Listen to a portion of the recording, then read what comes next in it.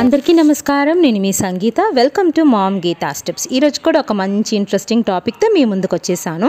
ఈరోజు మనం ఏం చూడబోతున్నామంటే, ప్రెగ్నెన్సీ టైంలో ముక్కు నుంచి రక్తం అనేది ఎందుకు వస్తుంది, ఇలా వస్తే ప్రమాదమా, ఎలా ఆపాలి, ఎప్పుడు డాక్టర్ని కలవాలో వివరంగా తెలుసుకుందామా?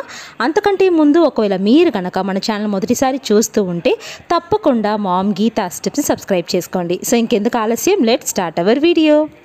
ప్రెగ్నెన్సీ టైంలో మహిళలకు ఎన్నో రకాల సమస్యలు ఇబ్బంది పెడుతూ ఉంటాయి. Mood swings, morning sickness, body pains లాంటి సమస్యలు కూడా భరించాల్సి ఉంటుంది గర్భవతులు. అందులో కొంతమందికి రక్తం కూడా ముక్కు నుంచి కారుతూ ఉంటుంది. దీన్ని ఎపిస్టాక్సిస్ అని అంటారు. ఈ లక్షణం అనేది 5 మహిళల్లో ఒకరికి కనిపిస్తుంది. ముక్కు నుంచి రక్తం కారడం వల్ల బిడ్డకి, తల్లికి ఏమైనా ప్రమాదం ఉంటుందా, అసలు కడుపులోని పిండానికి ఎలాంటి ప్రభావం చూపిస్తుంది, ఎక్కువగా రక్తం కారుతూ ఉంటే ఎలాంటి జాగ్రత్తలు తీసుకోవాలి, ఏ విధమైన ట్రీట్మెంట్ ఉంటుందో వివరంగా ఇప్పుడు మనం తెలుసుకుందాం. ముందుగా మనం అసలు ముక్కు నుంచి రక్తం ఎందుకు వస్తుంది అని చూసినట్లయితే, గర్భధారణ సమయంలో ముక్కు నుంచి రక్తం రావడానికి చాలా రకాల కారణాలు ఉంటాయి. గర్భవతుల శరీరంలో రక్త ప్రసరణ వేగంగా జరుగుతుంది. ముఖ్యంగా మొదటి 3 నెలల్లో రక్తం యొక్క పరిమాణం 50% వరకు పెరుగుతుంది. దీనివల్ల రక్తనాళాలు వెడల్పు అవుతాయి. ముక్కు రంధ్రాల వద్ద రక్తనాళాలు చిన్నవిగా ఉంటాయి.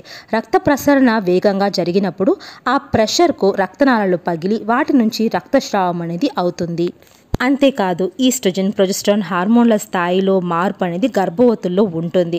సో దీని వలన మరియు ప్లసెంటల్ గ్రోత్ యొక్క హార్మోన్ వలన మనకు ఇమ్యూనిటీ సిస్టమ్ అనేది కొంచెం తక్కువ అవ్వడం వలన కూడా ముక్కు నుంచి రక్తం కారే అవకాశం ఉంటుందట. సాధారణంగా గర్భధారణ సమయంలో ఎప్పుడైనా సరే ముక్కు నుంచి రక్తం కారే అవకాశం ఉంటుంది.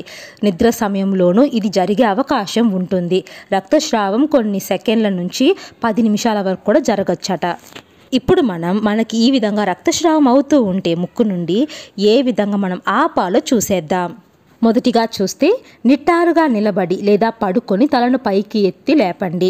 నోటి నుంచి శ్వాస తీసుకుంటూ 10 నుంచి 15 నిమిషాల పాటు ముక్కు రంధ్రాలపై ఒత్తిడి పెట్టండి.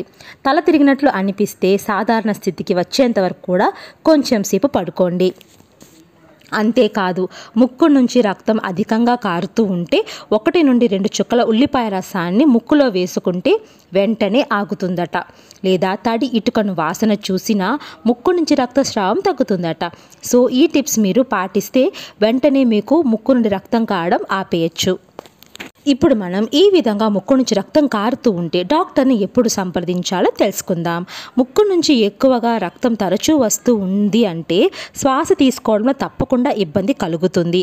ఇలా మీకు ఇబ్బందిగా ఉన్న మైకం, జ్వరం, చలి వంటి సమస్యలు కనుక మిమ్మల్ని ఇబ్బంది పెడుతూ ఉంది అంటే మీరు తప్పకుండా వెంటనే డాక్టర్ను కలవాల్సి ఉంటుంది. ఎందుకంటే ఇవి ఇతర తరహా ఇన్ఫెక్షన్లకు దారితీస్తుంది. కాబట్టి మీకు ముక్కులో నుంచి ఎప్పుడు రక్తం వచ్చినా వెంటనే వైద్య సహకారాన్ని తీసుకోండి. ఐ హోప్ ఈ వీడియో మీకు యూస్ఫుల్గా ఉందనుకుంటున్నాను. యూజ్ అనిపిస్తే please like, share and subscribe. Thank you so much for watching.